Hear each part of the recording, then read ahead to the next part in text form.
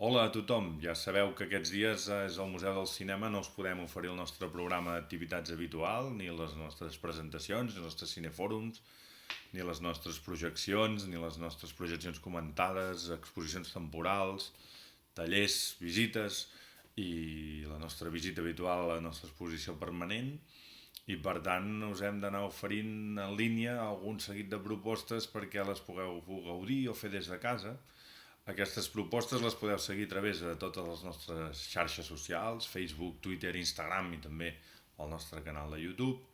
I esperem que les aneu seguint i que us serveixin una mica per passar millor aquests dies abans no puguem tornar a una certa normalitat i ens puguem tornar a veure al museu per gaudir de tots els serveis, activitats i propostes que us anem oferint. Una de les propostes, com bé sabeu, és aquest cinefòrum virtual, aquest cinefòrum en línia, el Parlem de Cinema Especial Confinament, que us hem anat oferint aquests dies. És un cinefòrum en el qual us fem una breu presentació d'una pel·lícula perquè la mireu a casa i la pugueu comentar amb els que sou a casa vostra.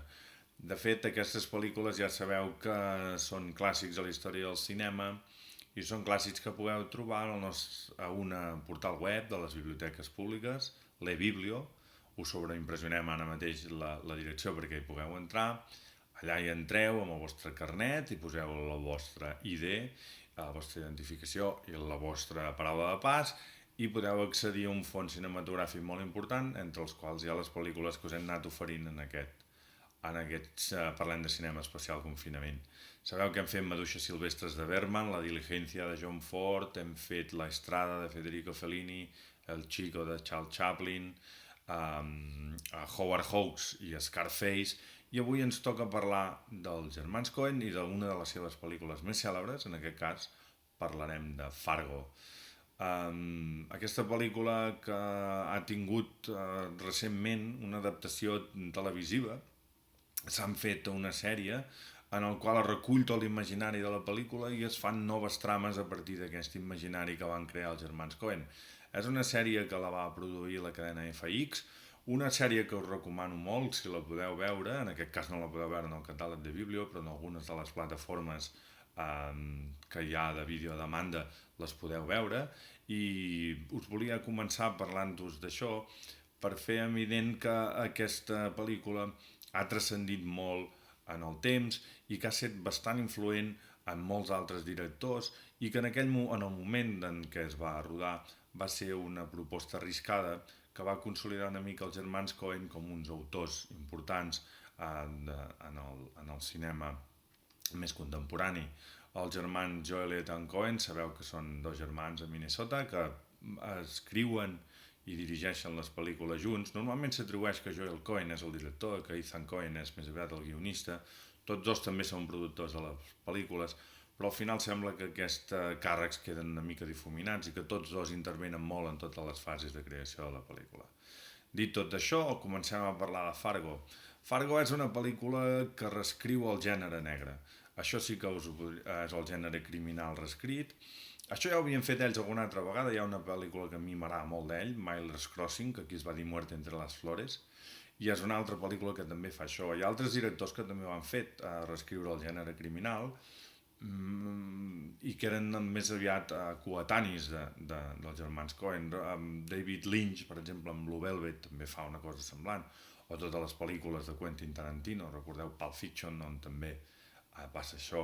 El gènere criminal en aquella època que s'estava fent, el thriller o el cinema negre que es feia en la mateixa època en què es va estrenar Fargo, era bastant diferent. És l'època del Fugitivo o de Speed, que són pel·lícules comercialment molt correctes, però que són molt distants del que ens proposen els germans Coen, que amb aquesta pel·lícula demostren que tenien una vocació de fer un cinema diferent, de fer un cinema amb vocació d'autor. Fargo ens planteja un punt de partida dramàtic que és molt típic del cinema negre. Hi ha una parella i un membre de la parella vol acabar amb l'altre, o sigui, la vol matar per un benefici econòmic. Això, si sou una mica basats al gènere, us sonarà molt sobretot d'una novel·la, que la tinc aquí, de James Cain, que es diu Doble indemnització. És una novel·la en què precisament la trama va d'això, una parella amb un agent d'assegurances que vol matar a la seva parella per guanyar uns diners i anar amb una fem fatal i anar a viure amb una fem fatal i començar una nova vida amb diners i amb una nova parella. Aquesta pel·lícula la va adaptar Billy Wilder, aquí es va dir Perdición, no? En lloc del títol original, i és en aquest punt de partida en el que es mouen els germans Coen, però ho fan d'una manera molt diferent a Billy Wilder i al cinema negre clàssic. La pel·lícula, a part d'això, d'aquesta reescriptura, també parla d'un dels grans temes de la filmografia de Joel Ethan Coen, que és la solitud. I això ho fan a través del paisatge, és com més se subratlla, no? Es veuen els paisatges de Minnesota, aquests paisatges nevats, molt poc poblats, en la qual hi ha una quietud i un mutisme, i en el qual sempre veurem la càmera molt quieta i els personatges movent-se en aquest paisatge de manera molt separada, com molt separats i molt sols en el pla. Això li dona, d'aquesta manera, gravar els grans espais, la neu i la càmera quieta i els personatges movent-se pel pla, li dona un aire tediós i d'isolació que fa de la pel·lícula encara més fascinant. La incomunicació també es veu, també és un altre dels grans temes que parlen els germans Coen en aquesta pel·lícula, una incomunicació que la veiem molt clara en els personatges femenins, per la seva incapacitat de comunicar amb els altres personatges, sobretot els masculins, amb els quals hi tenen un contacte com molt sec i com molt distant, però sobretot amb els personatges masculins. Els personatges masculins només parlen entre ells per temes de diners, que és una altra de les grans crítiques que fan els germans Coen aquí, no? Una gran crítica sobre el capitalisme, l'avarícia, el que pot arribar a fer una persona només per un benefici econòmic i personal. Hi ha un altre tema d'aquesta pel·lícula que a mi em fascina, que és la manera com es descriuen els personatges a través dels seus moviments. Hi ha uns personatges que són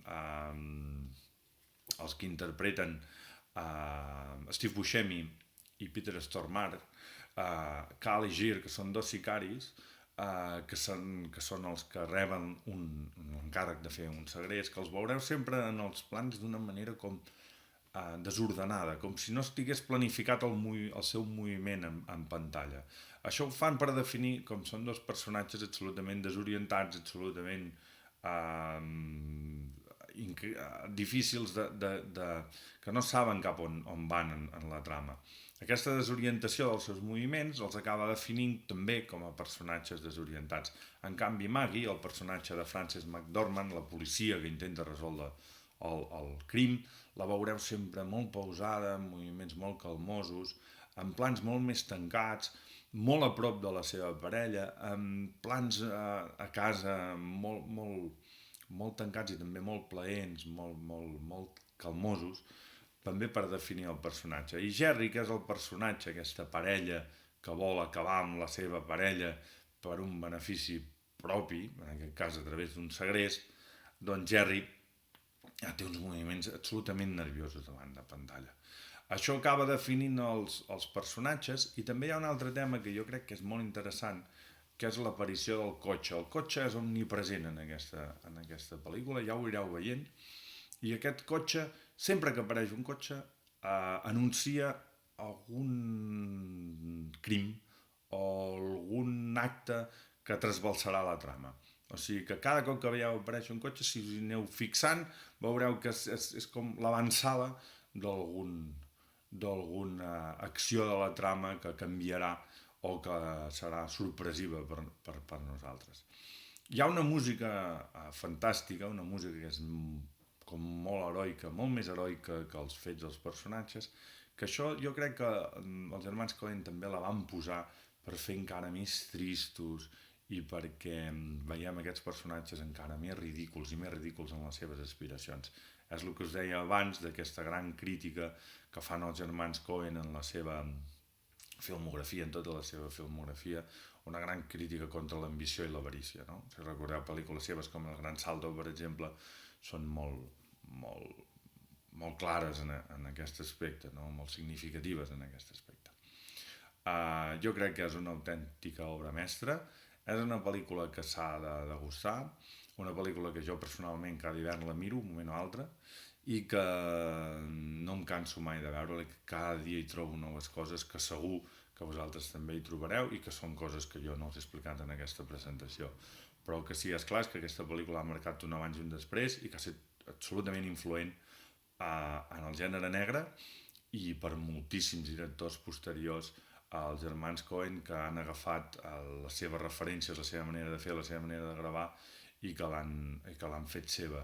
Una pel·lícula molt influent de dos germans que han estat també darrerament dos dels germans més influents i dos dels directors o creadors més influents del cinema dels darrers anys. O sigui que espero que gaudiu d'aquesta pel·lícula. La pel·lícula es diu Fargo i és de Joel i de Ethan Coen.